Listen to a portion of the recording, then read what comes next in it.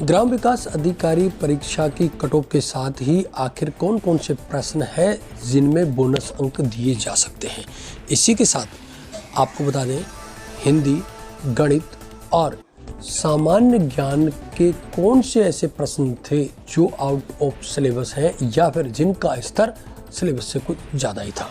नमस्कार, आप देख रहे हैं ज्ञानधर रसोली चैनल।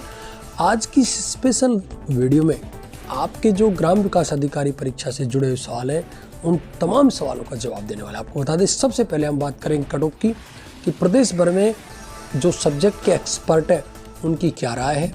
इसके अलावा ग्राम विकास अधिकारी भर्ती परीक्षा में आपकी बार कितनी सीटों पर कितने परीक्षार्थियों का कंपटीशन होने वाला है। नकारात्मक अंक चूंकि नहीं था, इसका कटऑफ पर क्या फर्क पड़ने वाला है। इसी के साथ पेपर के अंक और बोनस दोनों का आपके कटऑफ से क्या संबंध है। इन तमाम सवालों के जवाब को जानने के लिए लगातार आप बने हैं हमारे साथ में। प्रत्येक बड़ी खबर का नोटिफिकेशन लगातार आप तक पहुंचता है। इसके लिए आप चैनल को सब्सक्राइब अवश्य कर ले। बीएसटीसी, पीटीटी, रीट, पुलिस, पटवार, स्कूल, कॉलेज शिक्षा से जुड़ी यदि आपकी कोई समस्या है तो भी आप हमें कमेंट कर सकते हैं।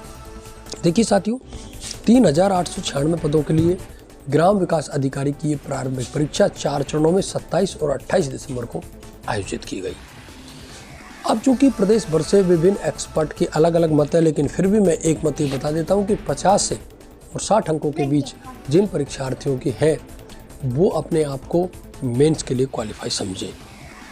50 और 60 में कैटेगरी वाइज और महिला पुरुष के अकॉर्डिंग क्या कट ऑफ रहने वाली है, इसके बारे में मैं आगे चर्चा करूंगा। लेकिन इससे पहले आपको बता दें कि सबसे पहले अभ्यर्थियों को इस वर्ष ये कन्फ्यूजन था कि 100 अंकों के इस पेपर में प्रश्न कितने आएंगे, क्योंकि प्रश्न के बारे में नहीं बताया गया था। क्योंकि पिछले बार 120 प्रश्न पूछे गए थे, जबकि इस बार कुल 100 अंकों के अंतर्गत 100 ही प्रश्न पूछे गए।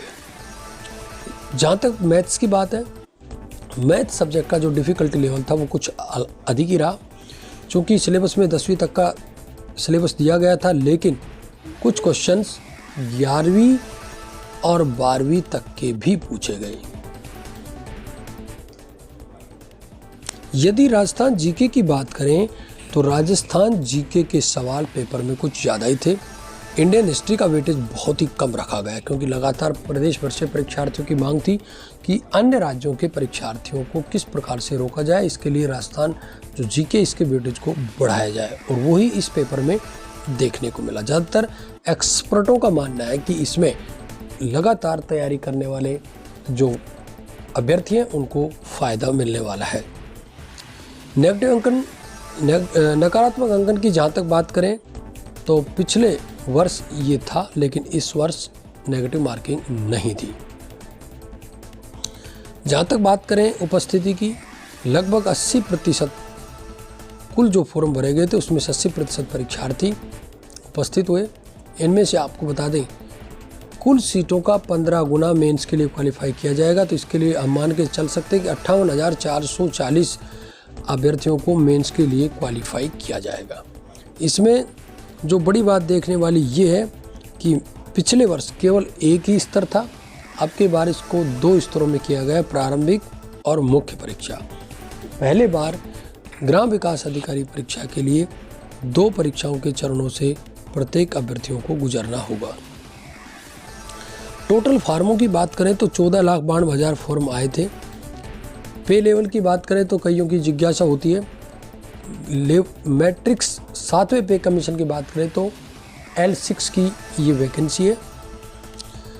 जहाँ तक सब्जेक्ट की बात है, हिंदी, गणित और अंग्रेजी के 10-10 सवाल पूछे गए थे, जबकि राजस्थान की ज्योग्राफी और राजस्थान का इतिहास, कला, संस्कृति से कुल 30 क्वेश्चन पूछे गए थे। एक्सपर्टों की एक मत ये भी है कि 55 से 60 पुरुषों की और महिलाओं की 50 से 55 कट ऑफ रह सकती है, जिसमें AWS की 55 से 60, OBC की 50 से 60, SC की 45 से 50 और ST की 40 से 45 कट ऑफ रह सकती है।